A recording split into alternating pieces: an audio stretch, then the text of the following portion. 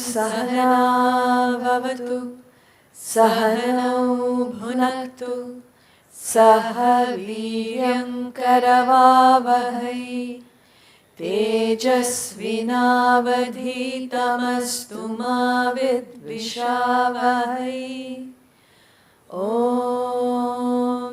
शान्ति शान्ति शान्ति.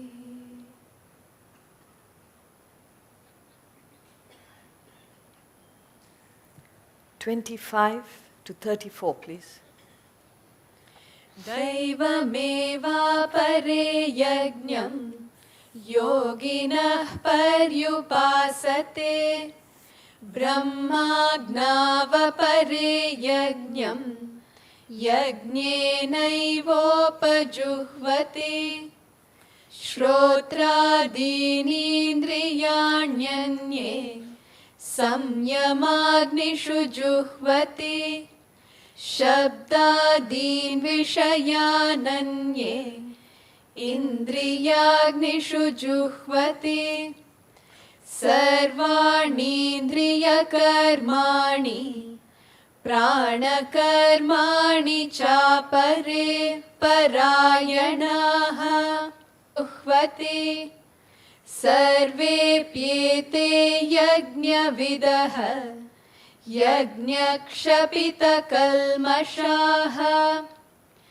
यज्ञशिष्टामृतभुजः यान्ति ब्रह्म सनातनम् नायं लोकोऽस्य यज्ञस्य कुतोऽन्यः कुरु सत्तम एवं बहुविधा यज्ञाः वितता ब्रह्मणो मुखे कर्मजान् विद्धितान् सर्वान् एवं ज्ञात्वा विमोक्ष्यसे श्रेयान् द्रव्यमयाद्यज्ञात् ज्ञानयज्ञः परन्तप सर्वं कर्माखिलं पार्थ ज्ञाने परिसमाप्यते तद्विद्धि प्रणिपातेन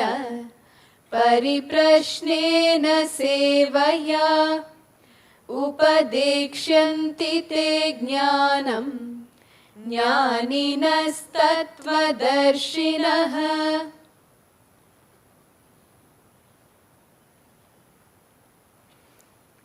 The last verse we studied, Brahmarpanam Brahmahavihi Brahmagnau Brahmanahutam Brahmaivatena Gantavyam Brahma Karma Samadhina. Everything that you find or experience in this world is nothing but Brahman and Brahman alone. When we use the word Brahman, we've already mentioned, you could use any of the terms that you're comfortable with. Whether you use the word Brahman, Atman, the self in you, the God principle, truth, reality, whatever you may say or use. There is but one truth, and that is the only thing that is real in this world of experiences. All else is ephemeral, unreal, transitory, passing. So they say, Brahma Satyam, Jagat Mithya. See, when we say Mithya, illusion, it is not something which does not exist because you see the world. You experience this world. You understand. The only thing that you understand is you are here, this individual. And that you are living in this world, experiencing the world that you live in. So you cannot say it does not exist. At the same time, we also cannot say it is the truth, the reality. Why can't we say that? Because it's so real right now. Your life is so real. Your personality is so real. The world that you live in, your experiences, good or bad, right or wrong, is so real to you. How can we deny that? How can we say that it is not real? Because the test or definition of reality is that which existed in the past, which exists now, and will continue to exist in the future. That and that alone is real. All else is not real. So this is real. What do you know about yourself? You are this physical personality. You identify yourself. You say, this is my photograph. You stand before the mirror. It's such a confirmation. This is me. I understand me. I recognize myself. By what? The physical personality. This is real. If this physical personality is real, it should be the same past, present, future. Now you please answer the question. Is this the personality, the physical body you had 10 years ago, 20 years ago? Is it the same? No. You have this personality now, no doubt. But is this the same body you will have 20 years hence? No. You say, correct. Something within me, my mind, my intellect, my feelings, my thoughts, that is something that is the real me. Analyze your feelings, analyze your thoughts. These are not the feelings and thoughts you had in the past. They've completely changed now, and they're subject to change in the future. So no aspect of your personality stands the test of reality. Therefore, you cannot say it's real, but at the same time, you cannot say it does not exist because you're experiencing. Therefore, the Shastras say, Maya, illusion. It is not that.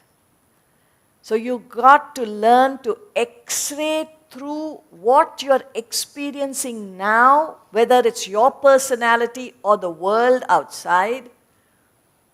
Same happens with the world. The entire world of experiences, the objects and beings that you contact in the world, every one of them, the whole world is subject to change. In fact, another term that you can use for the world is change. It's always in a flux of change. It never stays the same, the entire world. The only thing that is constant is this truth, this reality. But we clean miss it. You know why? Again, in the Atma Bodha, he gives a beautiful example. We clean miss this truth, this reality which is splashed everywhere because it exists as butter in milk. If you take a glass of milk, first of all, if I ask you, where do you get butter from? Now don't say supermarket, packet. Where does it come from? Where does butter come from? Milk. If I put a glass of milk in front of you, there is butter in it. Do you see it? But it is everywhere. Why don't you see it?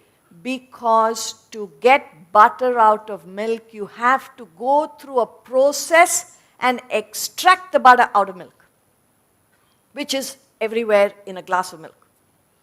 In a similar sense, you have to extract the truth from your experiences in this world, which is a process. And we don't have the time nor the inclination because that is not our priority. As I said, we have each one we have a set of priorities. And we engage ourselves in this world from morning till night, from birth to death, doing so many things. And as we have already seen before, all the time and energy that you have spent so far, what have we gathered? We have gathered things and we have got relationships in this world. That's about all. And all that you have gathered in this world will never accompany you except whatever knowledge or ignorance you have collected this janma, this lifetime. That's the only thing that you carry with you. That is why this study is so important. So coming back, Brahman alone exists, and that's what he's saying in that verse. Every part of that yajna, he says, the act of offering is Brahman. The oblation is Brahman. Offered by whom? You are nothing but the truth in reality. Dharma mama. What is your true nature? Is that Brahman? And into the fire of Brahman, everything is Brahman. So he says, by seeing Brahman in action, Brahman verily shall be reached by him. So you've got to learn to see this truth, this reality in and through all your experiences, all your actions. And that is what we are going to be studying. It's a very important portion that we are studying today, where the great sage Vyasa has converted every action into worship, so that you don't have to get away from what you are doing. You don't have to go to a temple, church, or mosque to find that reality, to worship God. But you can find God, that truth, that reality, that divinity in every action. So there are 3 transactions in life, 3 broad classifications. It's called the traffic of life. And this is what everybody is going through all through life. One is, you receive stimuli from the world. You are in touch with the world. How does the world reach you? Only through 5 gateways of your body. Eyes, ears, nose, tongue, skin. These are the gates through which the world enters, stimuli. So, sights for the eyes, sound for the ear, smell for the nose, taste for the tongue, touch for the skin. Period. There's nothing more. So, the world enters your body, and once, this is called receipt of stimuli, and then there is a reaction that is set in to what you have seen, heard, smelled, tasted, touched. There's a reaction within your mind and intellect. I like this. I don't like this. I agree. I disagree. Even now it's going on. You are seeing, you are hearing. These words are reaching you.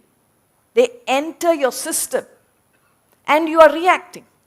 This is making sense. This is not making sense. I agree with this. I do not agree with this. I like this thought. I don't like this thought. It's going on as you are listening, as you are hearing. So once the reaction is complete, then you send out responses, actions into the world. You nod your head, or you say, all right, this is making sense. Let me take this further. You go out and pick up some books and learn, or you enroll yourself on the e-learning. You perform certain actions. After the reaction is complete, you take a course of action. You put your responses back into the world. This completes the cycle of activity. Receipt of stimuli, reaction within your mind and intellect, and responses back into the world. And what this great master has done, because this is constant. It's like a factory. You know, you feed raw material into a factory, the machinery process the raw material, and then come out the finished products. In a similar way, you receive these stimuli from the world, react to them, and respond back into the world. Since this is the traffic of life, a constant traffic of life, as long as you live, you're going to be doing this. So you can convert a short-term prayer that you perform once a day or once a week or once in a month or whatever the festivals are, you can convert it into a deep awareness, a constant remembrance, so that you can pave your way to find the truth. The law is, as you think, so you become. Whatever you think, you will become that. So if you keep thinking of the world, you become sensual, you become materialistic. Because that is what the world will do to you. It will drag you into sensual enjoyments, and it will make you want material things more and more. So these are the values you have. Procure things, enjoy the world. That is about all. Because that is what you're constantly thinking about. But if you, while you're engaged in the world, doing exactly what you're doing, with one difference, you change your focus of attention from the world to something within you. You turn introvert. You try to find out what is beyond all that you're experiencing. And that will lead you to the truth, the reality. So, why do we chant this particular verse before a meal? Because we ought not to forget the truth, the reality, when we are going through any activity, experience, particularly enjoyment. Meal is something we partake every day. So, to remember the truth in and through that experience. Not only that, to remind ourselves that whatever we do in life is a means, but what is the end? What is the purpose of life? To focus on that goal of human existence. This will help us attune ourselves, and when you experience anything, when you undertake an activity with prayer, it creates a sattvic mind. Otherwise, you have an attitude of rajas or tamas, the lower qualities. So when you keep encouraging the sattvic content in you, it becomes conducive for you to receive more knowledge. And that is the way you gain the final destination. You know, I did say, when you put the three, at the end of the yajna, the 3 lines of vibhuti, you know, is placed, ash is placed on the forehead. You cross your desires, or you could say, you cross your gunas. You know, you cross the 3 gunas that we are all caught up in.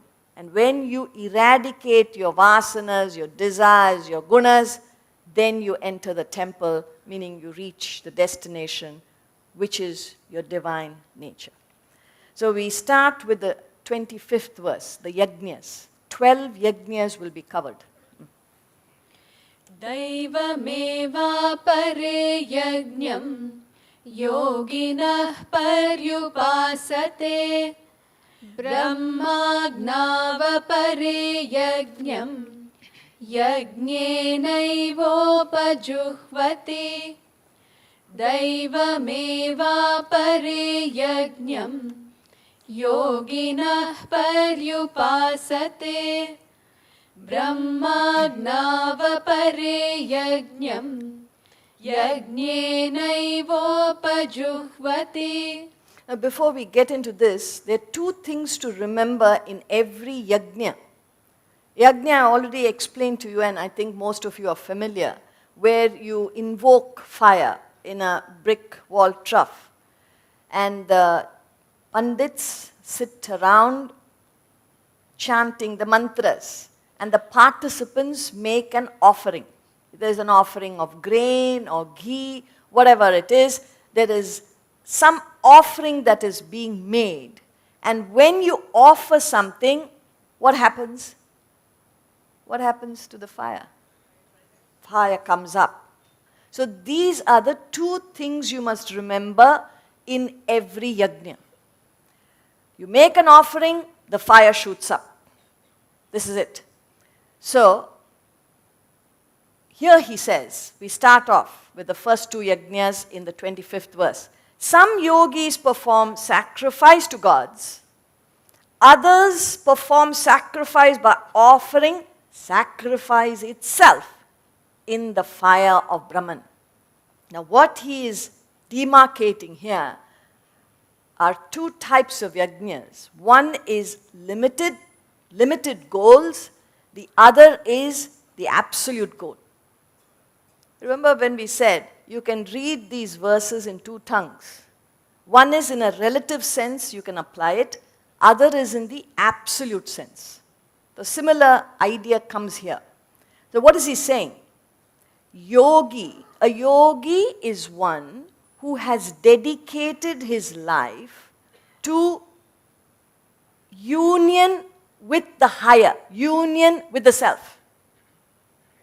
So when you are not interested in finding the truth, but just leading a life in this world, you're not seeing anything beyond objects and relationships in this world. Objects, when we say it is wealth or name or fame or reputation, social status, recognition, family, society, this is all you're engaged in, nothing more than that. You don't see anything more. You're not interested in anything more. Your life revolves around these aspects of the world. Then you stay away from anything higher. You are a bhogi. Bhogi meaning interested in materiality and sensuality. That's all. We're not saying it's wrong. That is your interest. That is one way of living life. And that is endless. The more material things you gain, the more you want. The more sensual enjoyments you get, you're never satisfied. You want more. And this goes on. I don't have to talk to you about what greed does. Greed, you satisfy, you want more and more and more. You will destroy yourself. You will destroy your relationships. You will destroy your family. You will destroy everything for greed.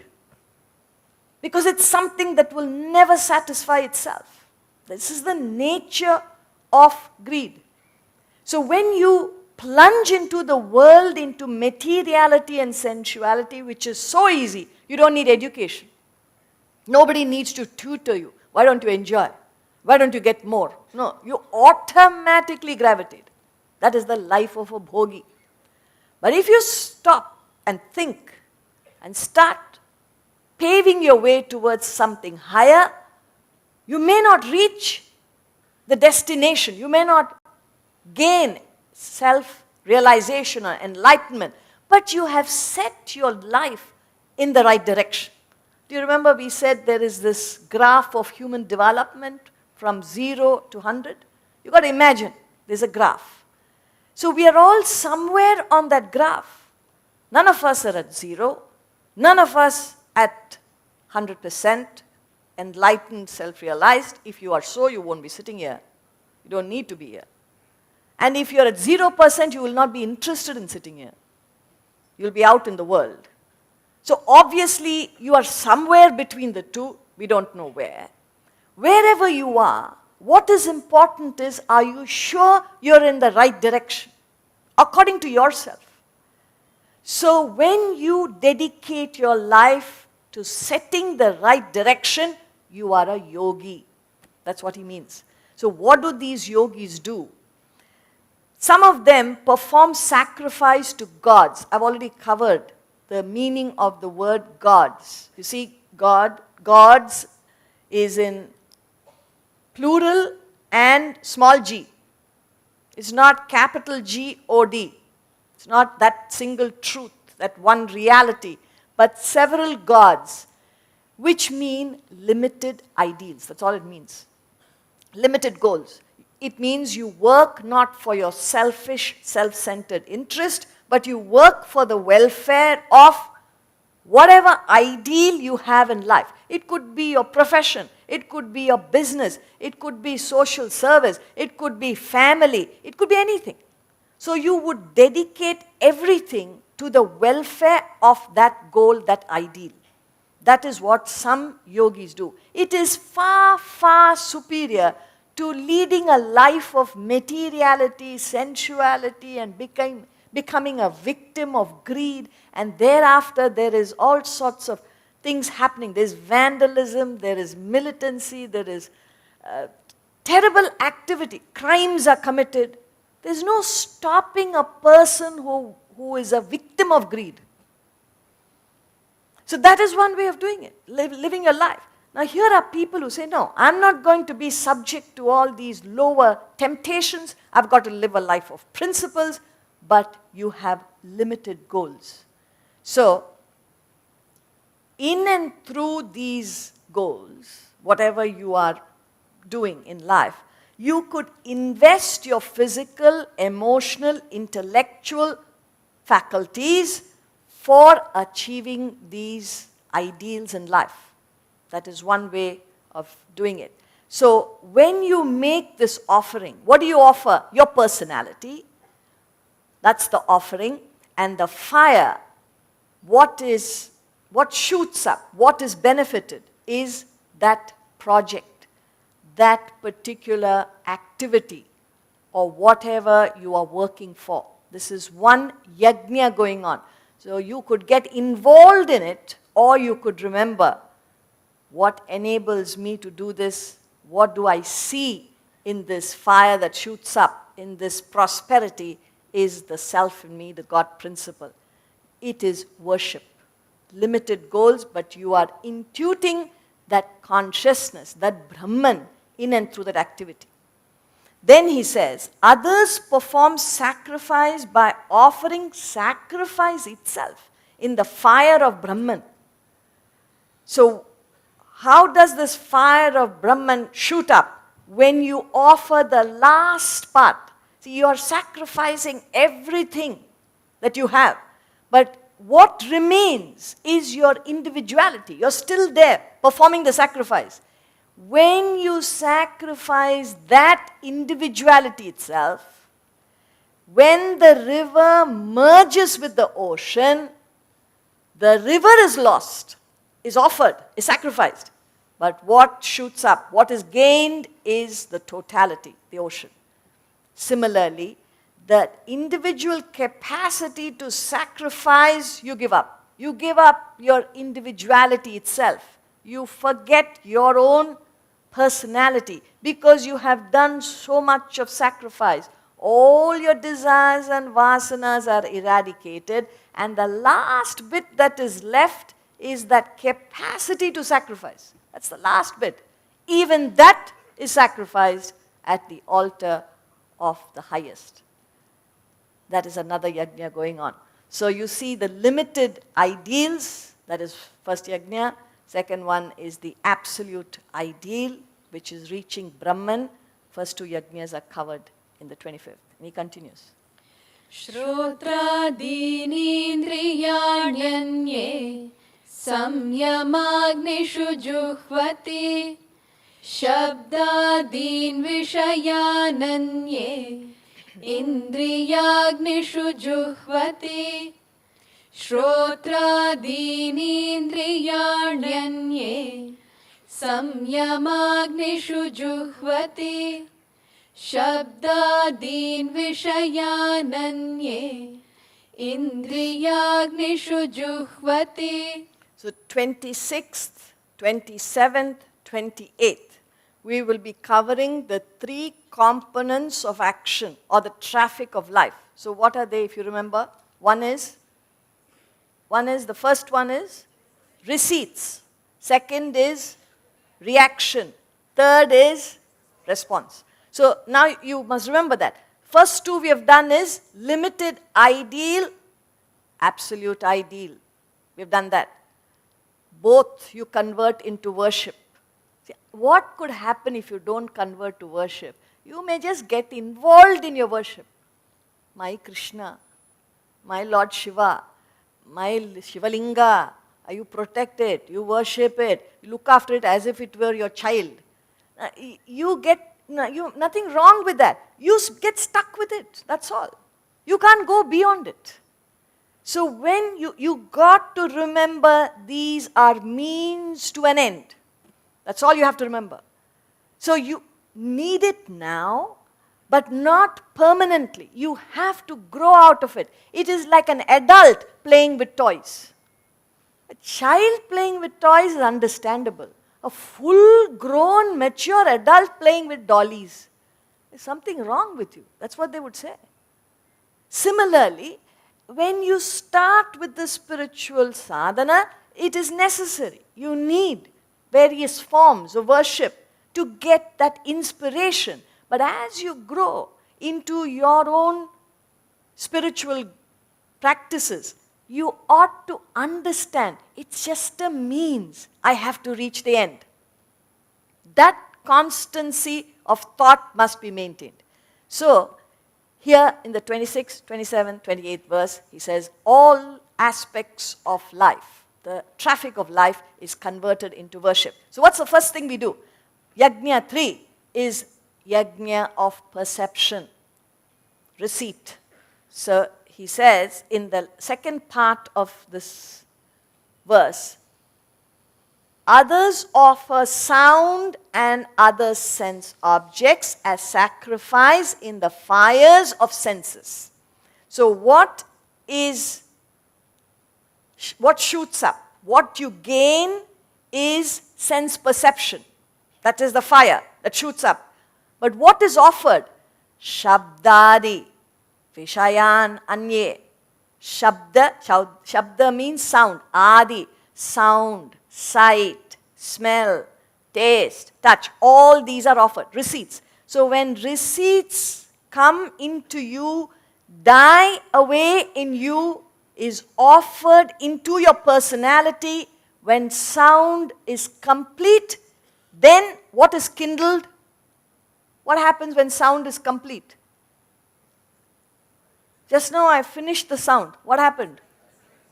You heard me. Your hearing is kindled.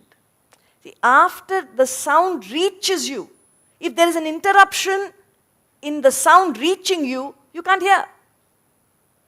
So the sound has to enter your ear and be offered into your personality, as it were. It's a poetic way of saying. You take it for granted. I can hear, I can hear. How are you able to hear?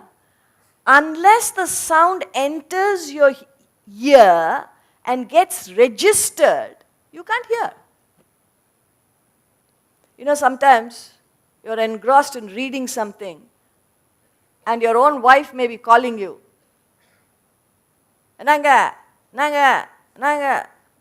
You're not listening. Maybe you may choose not to listen. That's a different matter. Appa, she started talking. Read more deeply. But when you're engrossed in the book, you may not hear her. She comes up and says, "Are you deaf?" So, well, what happened? I called you 5 times. No, I didn't hear. Because you have not registered the sound. It has not occurred to you. See, unless it registers in the sense center of your own mind, you will not register it. So the sound has to enter and fade away in you. Then it is registered. Ah, I hear. That is a yajna going on. So he says, the yajna of sense perception is when shabda and other vishayan, other sense objects, meaning hearing, tasting, all the other senses, sense objects, reach your personality, are offered into your personality. What is kindled is perception. Another form of worship. So then he gets on in the first line. He says, the yajna of self-restraint. The fires of self-restraint. What happens? Others offer hearing. Now you can hear. Hearing and other senses, whatever you are experiencing in life, as sacrifice into the fires of self-restraint. So we often hear the word self-control. Whether you use the word self-control or self-restraint, it means the ability not to indulge. Once you have experienced something, you can stop enjoyment with enjoyment, experience with experience, and not indulge in it. Indulgence means think about it over and over again. You went to a restaurant. What lovely food. Very nice food. When are we going again? We must ask somebody else to take us there. It's too expensive. Or some plan. As you are eating, as you are enjoying, in fact you don't enjoy because the worry is, when will I get this again? So you are not able to enjoy, plus you have created fresh desires for the same experience. So you've lost your self-restraint. It's gone. But if you offer hearing, smelling, tasting, whatever you are doing, as an offering, sacrifice, and stop enjoyment with enjoyment, you can enjoy fully. The moment you finish the enjoyment, forget that, go to the next, instead of mentally lingering in the same enjoyment. See, if you have a desire for food, you will automatically start thinking on those lines. You may not have a desire for lectures. So somebody dragged you and brought you here. This lecture will end with this lecture. Perfect self-control. Because there's no desire. That has no meaning. But if you have a desire, and I'm not saying if you have a desire for the lecture, you don't say, thank God you told me I was planning to come tomorrow, I'm not coming, because I want to develop self-restraint. No, don't get it wrong. What it means is not indulging in it again and again, just because it gives you pleasure. You may approach it because it's the right thing for you to do. That is not lack of self-control. But just because you have a desire, you go back to it again and again, is violation of self-restraint. So usually people may have control in one sense organ, not in the other. So you may have perfect control over, let's say, eating habits, but you may not have control over hearing habits. What is that?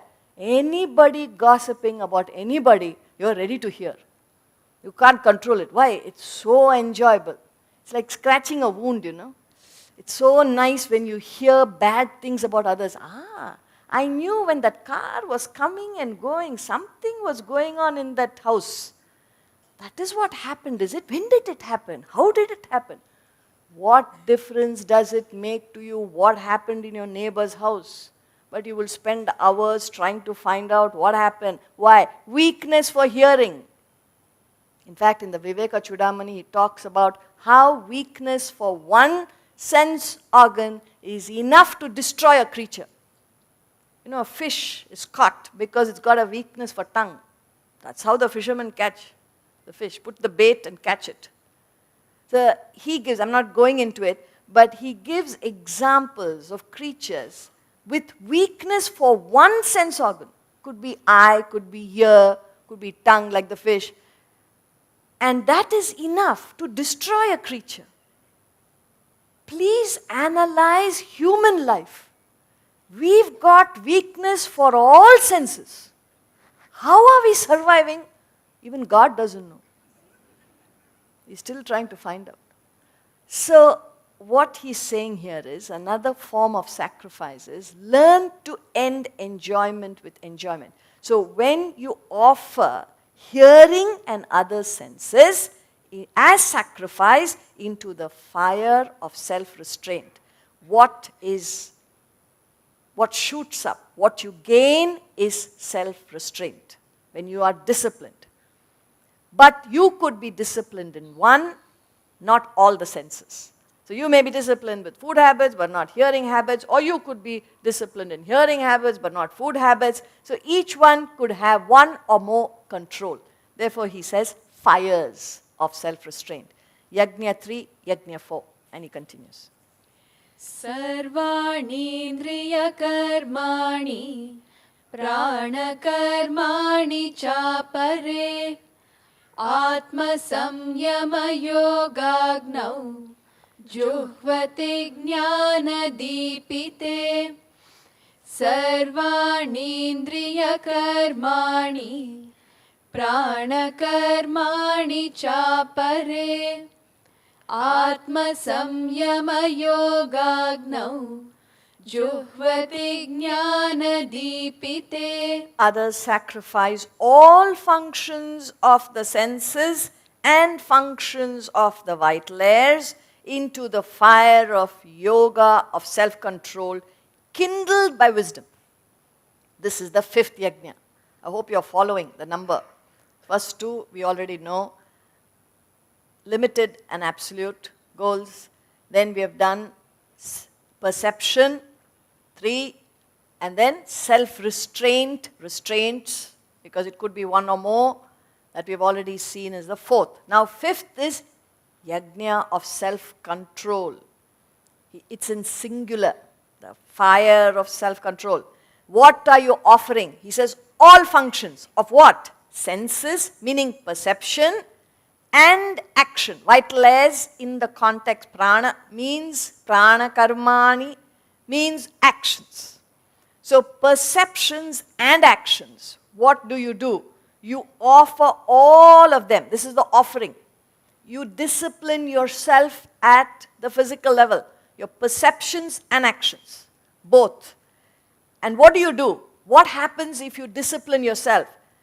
He says, what is gained is the yoga of self-control.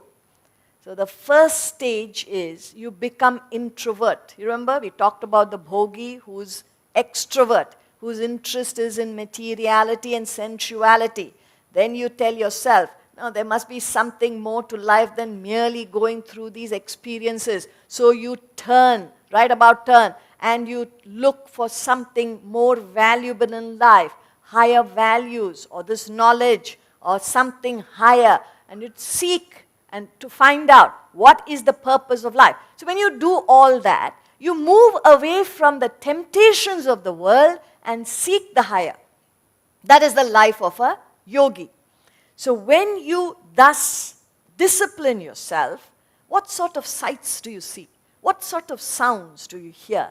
What is the taste, smell, touch, whatever?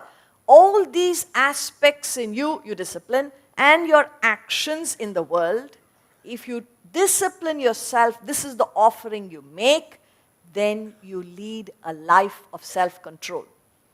Not indulgent. So that is the fire that is invoked. Initially, in a relative sense, you become more introvert, you gain introversion. In the ultimate sense, you gain, in the absolute sense, you gain self-realization. Because it's the same path that will lead you to the discovery of your own nature. So this self-control, the life of self-control, will take you all the way to discover your true nature. Another yajna going on.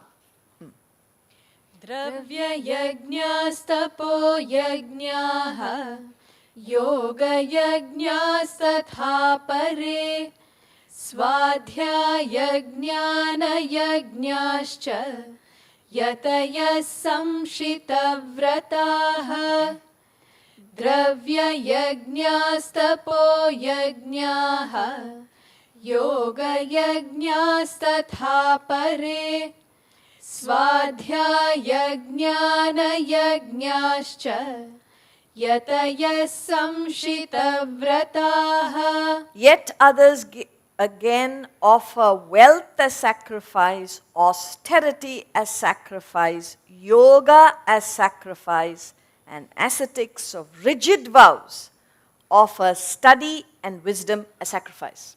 So 4 yajnas are covered here. 6, 7, 8, 9. 6th yajna is the yajna of wealth. Dravya. Dravya actually means grain. In the good old days, grain was equated to wealth.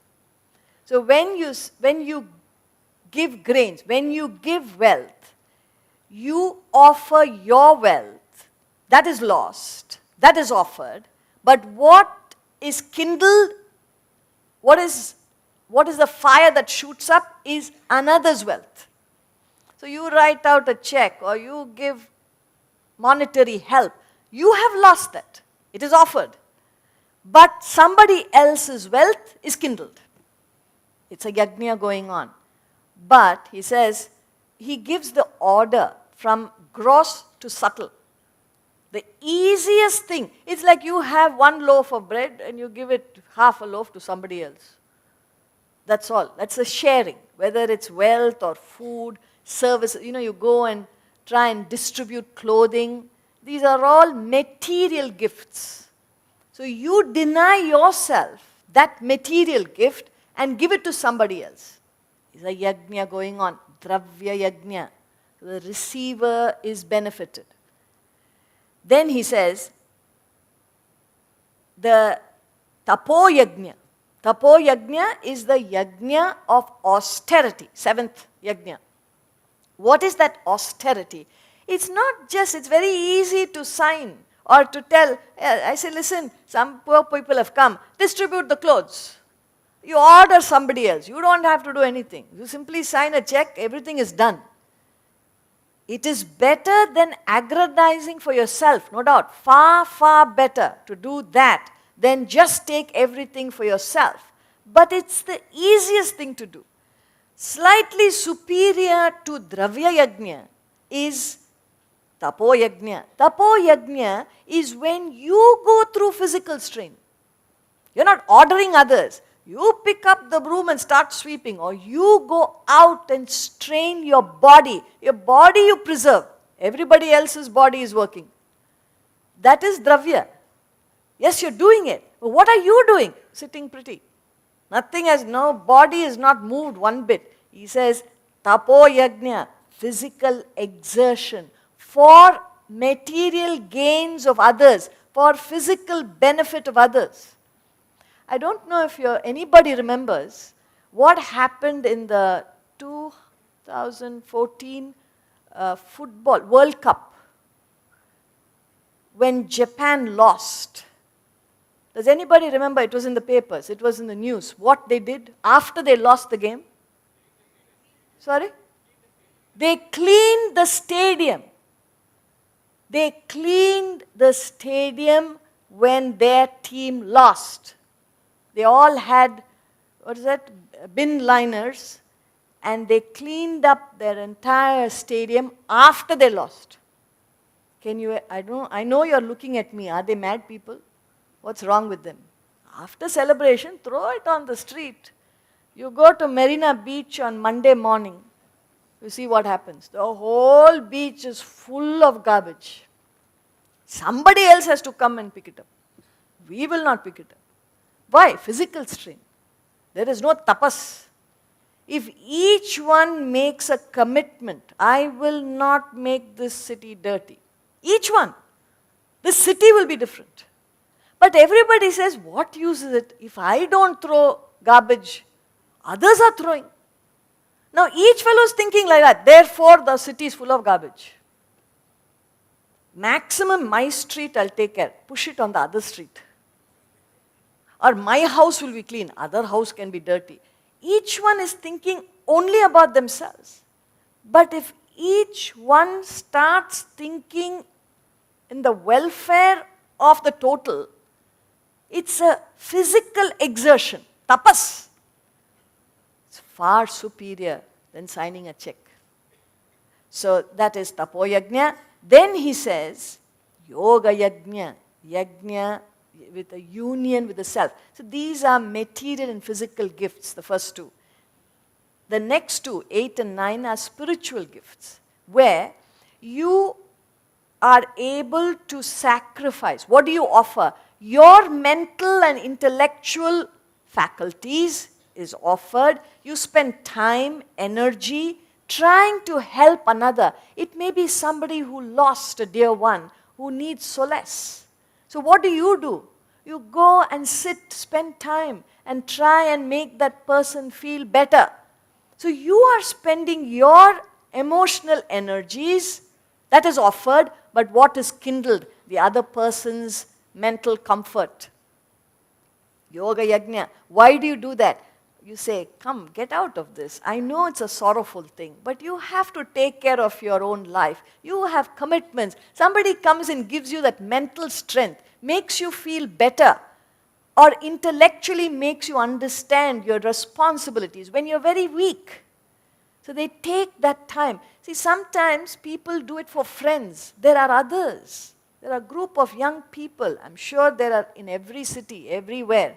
There are a lot of unsung heroes.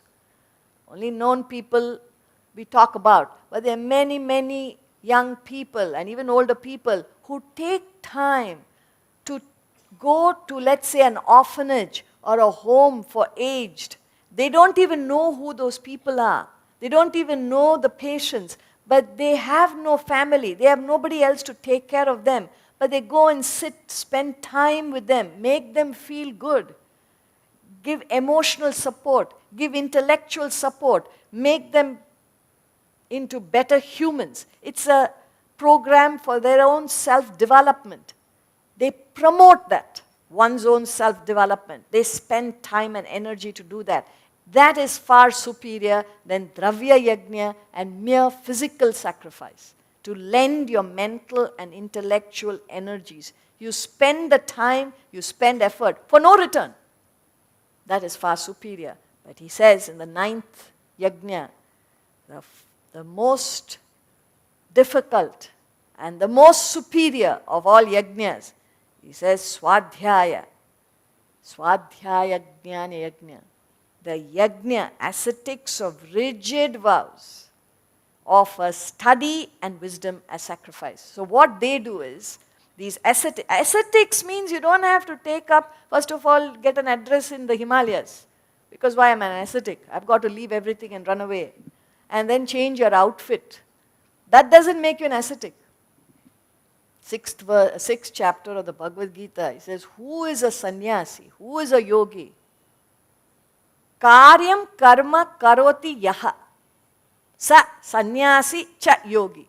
He doesn't give you an address. He doesn't give you attire. He just says, who is a sannyasi? Who is a yogi? We've got our own definitions. But the Bhagavad Gita says, whoever does what he ought to do in life, whatever that is. Sa sannyasi cha yogi. That is any one of us here. So it's not your address or your attire, but what are you within? A person of rigid vows, of determination. And what is your determination? You're determined to remove your ignorance. Ignorance is rampant in the form of your own vasanas, your own desires, your own self-centered actions. You're determined to convert that. You're determined to get rid of your tamas and rajas and become more and more sattvic.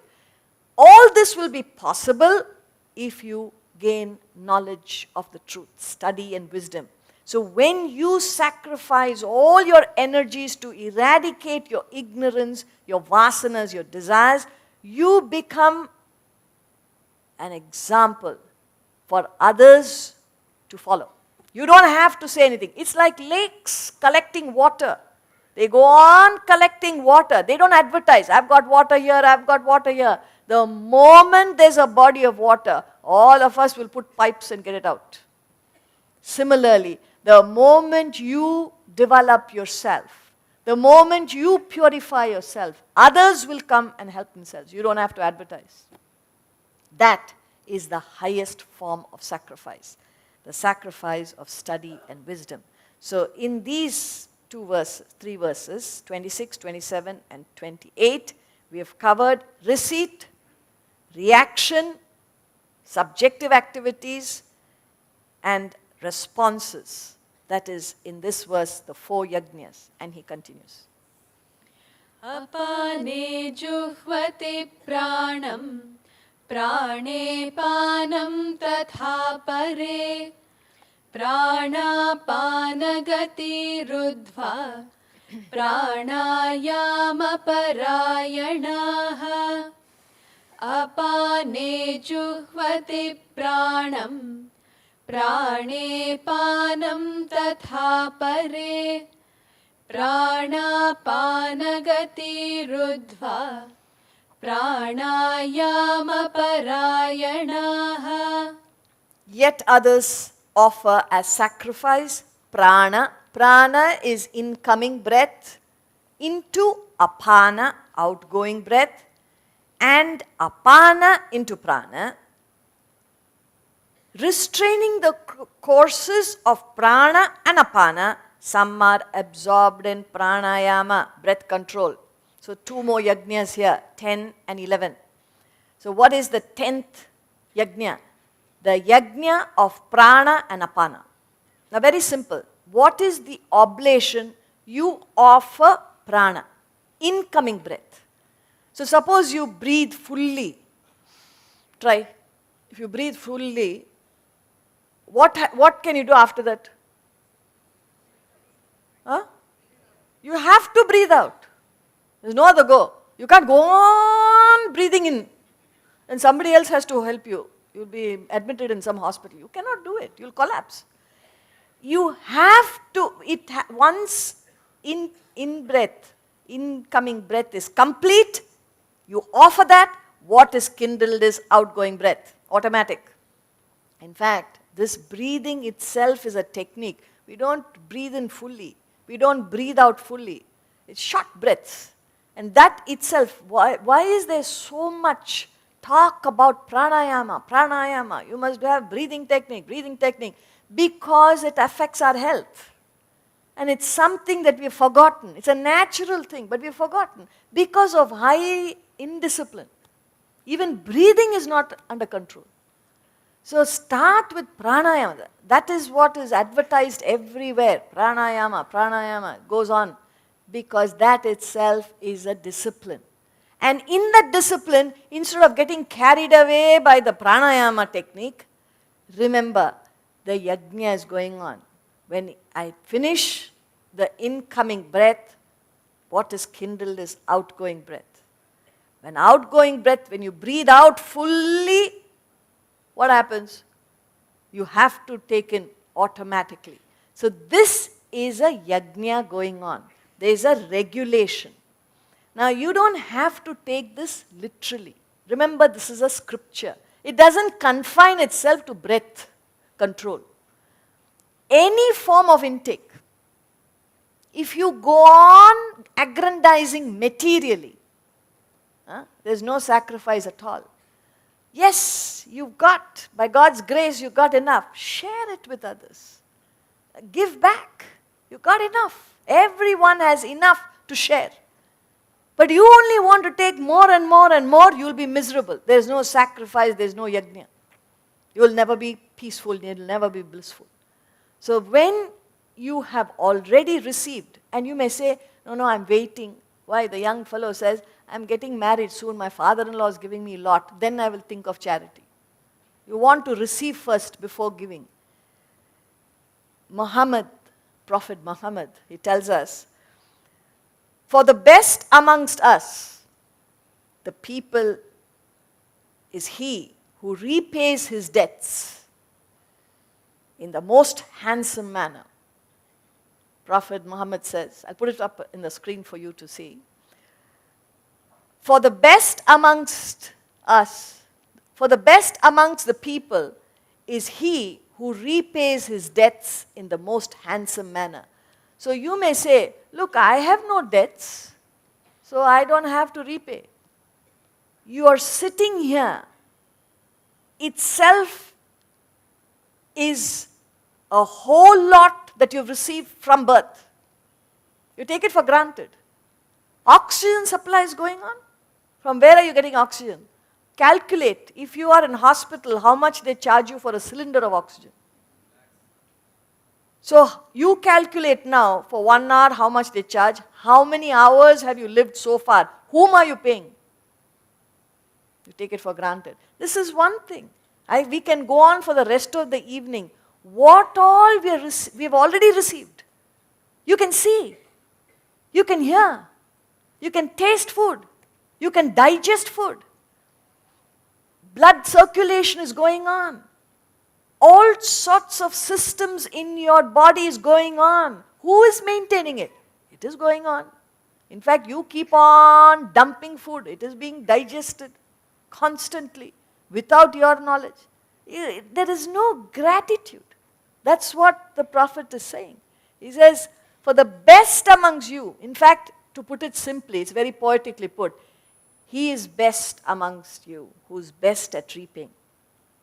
Because your very existence on this earth, you have received too much too much. And you have no idea how to give it back. So we must always think of giving back. Collecting materially, constantly, and not giving back is violation of this prana and apana. So it's not only breath, it is in all aspects of life. Material, physical discipline should be maintained. On eating, anytime you go, you eat. Everywhere you go, you eat. First thing they offer you, coffee or tea? A coffee, illa tea, something. I have had my coffee, thank you very much. At this time, I do not have coffee. Illa parvala, oru glass saapidunga. A little bit of coaxing you will have. So in a day, you end up having 10 cups of coffee. And then you complain, what to do? In office, we have to do it. There is no such thing as you have to. You have a weakness, you take it. Learn to say, no, thank you. Give me a glass of water. Thank you very much. So that regulation is important, even at the physical level. And then not to talk of emotions, not to talk of ideas. You have to understand all that. At all aspects, that intake and output has to be regulated. This is the yajna of prana and apana. And then when you thus regulate the two, restraining the courses of prana and apana, you offer this discipline. What will you gain is internal absorption, internal strength. And that is represented by pranayama. Pranayama means absorption of the oxygen. How? Because you have regulated your breath control. So the same breath control, you got to apply it in all aspects of life. What we refer to as breath control is control of all activities, intake and output. There's a regulation. So even your material things, you standardize. This much I need. The lady is collecting saris and shoes and bags and bangles and bangles. I don't know what all we collect. And you finish your cupboard and go to the children. What's that? Guest room is always full. You have cupboards, but it's full. No guest can use that cupboard. Why? Because all the extra clothes go there. And then there will be boxes kept on top, under the bed, everywhere. What? Accumulation. For what? Okay, you need 30 sets of clothes. Take 50. Doesn't matter. Give yourself some more. Why do you want 51? But that was very good, on sale. Because it is on sale, you'll get it. All right, 51. Give away a few. Maintain that standard. Whatever you need, give yourself a buffer. No. Anything, everything, accumulation. There is no sacrifice. There is complete involvement. So you got to find out, where is it that you're getting involved? Material things, physical things, emotions, or ideas. Some people go on reading. There are two sets of people. People who don't read at all because they cannot. Audio, visual, that's all. They cannot read. They fall off to sleep. Anytime they open a book, they fall off to sleep. Cannot read. Another set only read. Read. And they don't absorb anything. Because it's constant reading. Nothing is, it bounces back. Rabindranath Tagore says, the world is full of sound scholars, but not sound men. You can be a sound scholar, but not a person who has that inner strength. If you regulate your reading, you read a little, absorb it. It's like food digested converts into strength. Similarly, thoughts digested, assimilated, converts into mental strength. If you do that, then you gain inner strength. That is represented by pranayama. Next. अपरे नियताहाराः प्राणान् प्राणेषु जुह्वति सर्वेऽप्येते यज्ञविदः यज्ञक्षपितकल्मषाः अपरे नियताहाराः प्राणान् प्राणेषु जुह्वति सर्वेऽप्येते यज्ञविदः यज्ञक्षपितकल्मषाः. Others with regulated food offer pranas, life breaths, into pranas. All these are knowers of sacrifice, and by sacrifice have destroyed their sins. So the last yajna, the 12th yajna, is the yajna of external activity. So what is the offering? The offering is inner strength. Now with regulation of prana and apana, you have gained inner strength. And when you gain inner strength, you're not selfish and self-centered and keep it to yourself. You offer it back into the world. So he says, you offer pranas, in this context, inner strength, into pranas means external activities. And that completes the cycle of yajnas. If you remember, the first two were the two extremes, limited and absolute ideals. Then you started with perception, stimuli, enters you, self-restraint, self-control. These are internal aspects, what is going on within you, the reactions. And then you respond in the 4 ways: dravya, tapo, yoga, and swadhyaya. These are the 4 responses. Then he talks about prana into apana, apana into prana. And then when you regulate prana and apana, you get pranayama, inner strength. And this inner strength is offered back into the world of activities. So you complete the cycle of activities. These are the broad classifications of all human actions.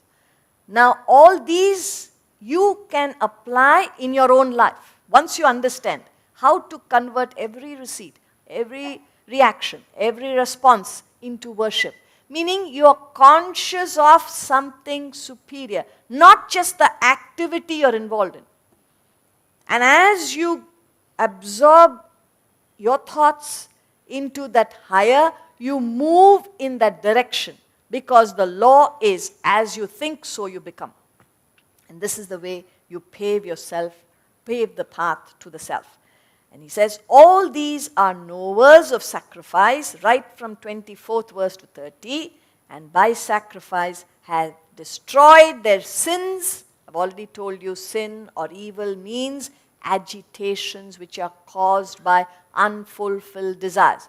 So long as you have desires, you will have agitations. So when you lead such a life of tapas, of service and sacrifice and all that is recommended, yajna, in that yajna spirit you function in the world, you will destroy your sins, means you will destroy your desires and vasanas. And when the desires are removed, when your vasanas are removed, what remains is your essential being. Yajnashishtamrita bhujah yanti brahma sanatanam nayam lokosya yajnasya kutonyah kuru sattama. Yajnashishtamrita bhujah yanti brahma sanatanam nayam lokosya yajnasya kutonyah kuru sattama. Eaters of the nectar, the remnant of sacrifice, go to eternal Brahman.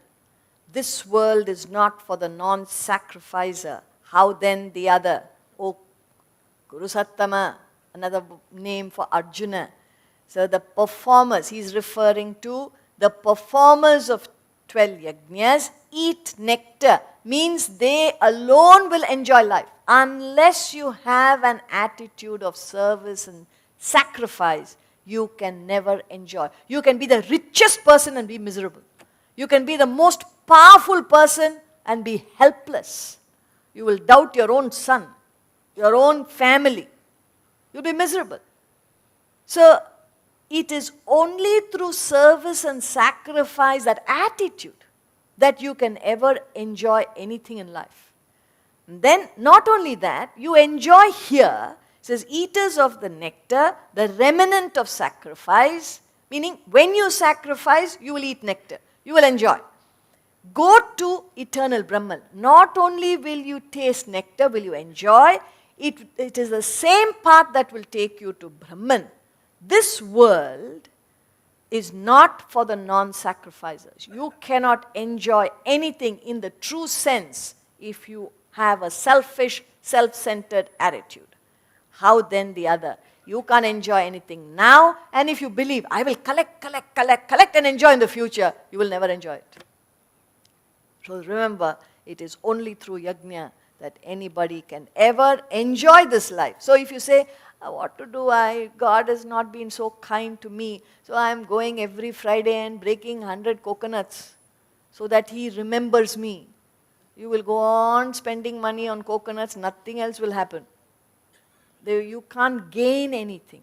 It is only with your own effort. When you lead a life of discipline, when you lead a life of service and sacrifice, that's the only time you can ever enjoy.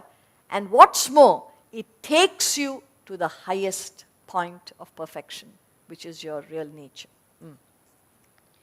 Evam bahuvidha yajñāha vitata brahmano mukhe karmajan vidhitan sarvan evam jnātvā vimokṣyase. Evam bahuvidha yajñāha vitata brahmano mukhe karmajan vidhitan sarvan evam jnātvā vimokṣyase. Thus manifold sacrifices are spread out before Brahman. Know them all to be born of action. Thus knowing you shall be liberated. So he says, these 12 yajnas are only a broad classification. He says, Bahuvida yajnaha, innumerable, countless, manifold activities fall under these 12 categories. So all activities in the world can be converted into yajna. You can't say, oh, this activity doesn't fall into any of the 12. Because these 12 yajnas broadly cover all activities. He says, Bahuvida yajnaha. There are several more, meaning all actions fall under these categories. And he says, know them all to be born of action. All karma is born of vasanas. But the ultimate truth, the ultimate reality is free of vasanas. And you are that truth. Whatever you do in this world, you are trying to get back, but you don't know it. Just as the destination of every river is the ocean. A river cannot stop flowing until it reaches the ocean. Now, a river can decide to take a right royal path to reach the ocean, or it can take a long and winding path, but it will not stop until it reaches its destination, which is the ocean.